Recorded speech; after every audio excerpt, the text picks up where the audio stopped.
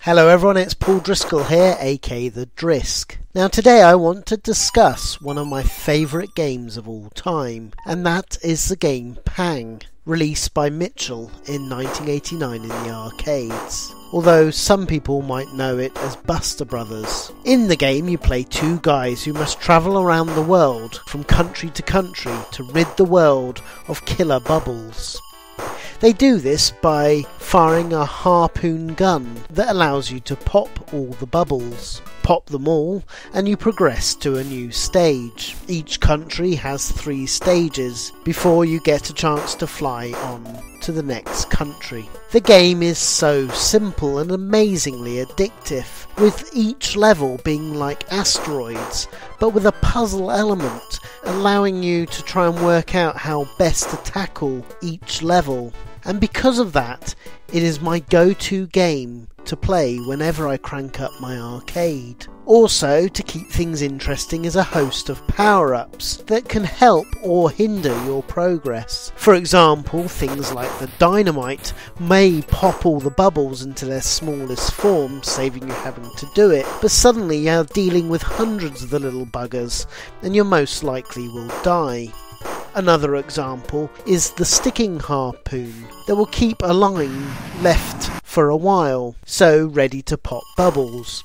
It can be useful, but it's also a real pain, as you can't fire another shot until the previous shot has popped a bubble or timed out on you. If all of that wasn't frantic enough, there's a series of critters such as birds and creatures that will get in the way of your shot or hit you and stop you from firing for a bit. There's also crabs which sometimes help you out and pop bubbles for you. All of this adds up to an unrivaled addictive arcade experience, and even today it has lost none of its charm, and it addicts me just as it did back in the day. As a single player game it is brilliant, but the game also allows simultaneous 2-player gaming action, which is also fantastic fun, and it involves a bit of forethought of cooperative play on how you will work with one another to beat that level. After all, if one player pops too many bubbles, then all those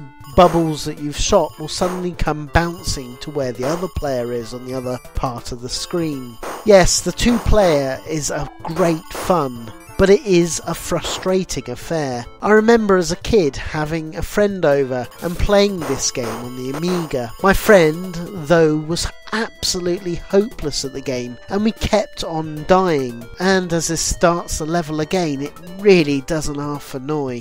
As silly as it sounds today, we actually fell out on this game for a whole week because he felt I was sending bubbles his way and killing him on purpose, and I had simply lost it after us playing the same goddamn level again for the 100th time, and him running round like a blimmin' headless chicken all the time and getting himself killed. Thankfully though, we made up again, but we did decide never to tempt fate by playing that game again together. Now the game was actually based on the obscure 1983 Japanese game called Cannonball by Hudson Soft. In fact, the Spectrum saw a port of this game by Sinclair Research called Bubble Buster. To be fair, the game had none of its polish or charm in this first iteration, but the key ingredients existed even back then, and they would be later utilised so well with Pang when Mitchell licensed the game off of Hudson. Of course, despite it being an arcade game, most people who've played it will have been on one of the excellent home ports by Ocean,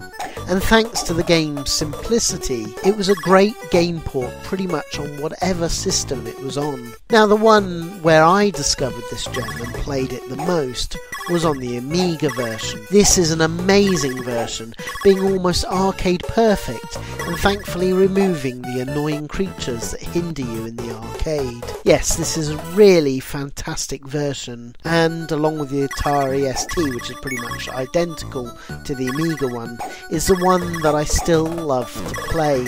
Another great version is the TurboGrafx CD port. Now this, I will admit, is actually the best version of the game outside of the arcade, being arcade perfect.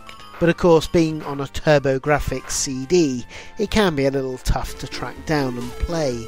On the 8-bits, the Spectrum version is simply an amazing port of the game, with it utilising the 128K of the Plus series and using every ounce to full effect. The game plays wonderfully with responsive controls and the uncluttered screen, meaning that you never get confused with what's going on, and it really captures everything in the arcade game that you can muster. Your Sinclair rightly gave the game 94% and placed it number 74 in their top 100 all-time Spectrum games. The C64 version, however, really didn't impress me personally. It's got much more colourful backdrops that make it difficult to see what's going on, and the controls don't feel quite as responsive. Not to mention some weird suspect bubble bouncing physics and ropey collision detection, all annoying and making the game, in my opinion, unfair and rather frustrating. Zap64 seemed to agree to a point, only giving the game 74% and saying it was a tough but enjoyable arcade port. The Amstrad GX 4000 version, on the other hand, is really rather good, although it does have the toughness of the C64 version. But despite that, it probably is the best 8-bit version, although I still probably veer more towards the Spectrum version. Even the humble original Game Boy got in on the action, with a surprisingly solid port of the game, although the confines of that small screen really does frustrate, particularly as you go on to later levels. Later on, Mitchell did release the Buster Brothers collection on the PlayStation, and these are, as you'd expect, pretty good ports of the first game and the two sequels that we'll discuss now.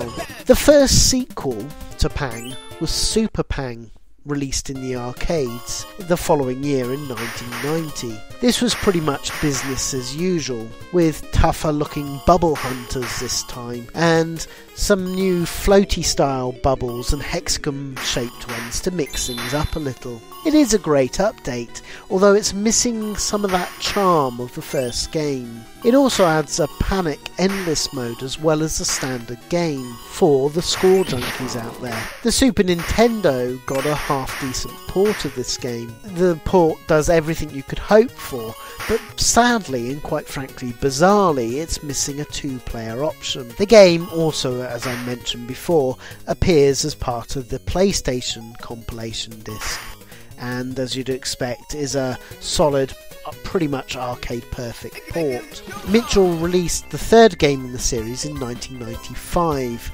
calling it Pang 3. Now I really do like this game, it's an impressive update. This time you're fighting bubbles in famous paintings as opposed to travelling the world. It also adds a choice of 4 different players, each with their own attributes and skills. Don Tacos, my favourite character for example, starts with the double shot harpoon. Captain Hog, meanwhile, starts with double firing fixing harpoon.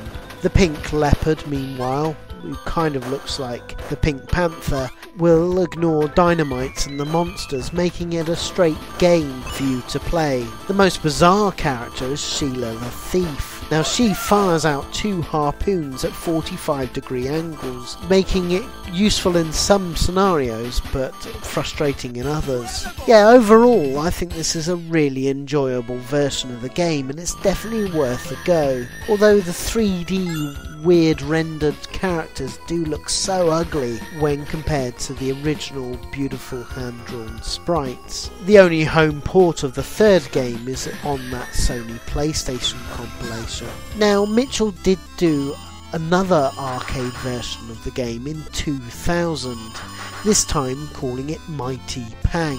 This time it's back to touring the world again and pretty much back to that original format. It's a game that's a shame that the Bubble Hunters have lost their original charm, being completely redrawn. but gameplay wise this is a great version of the game. It even adds in other things to the mix, such as hurricane bonus levels, where levels appear and disappear at different angles, making it quite exciting to play. There's also some great other effects that happen on later on in the game. This is definitely one of the sequels that's worth giving a go. Finally, in 2008 on the DS there was Pang Magical Michael released. This has you play a generic weird pink dress magician, complete with top hat and cane. The main character looks pretty dull and uninteresting, but gameplay wise it's actually a reasonable, if not spectacular, sequel to the Pang canon, but definitely missing the charm of the main series. So there you go, all in all Pang is a great game and a lovely series that for many like myself bring back nostalgic memories, particularly if you owned an Amiga or Atari ST or a Spectrum back in the day. So give this game series a go today and you won't be disappointed. So until next time, see you later.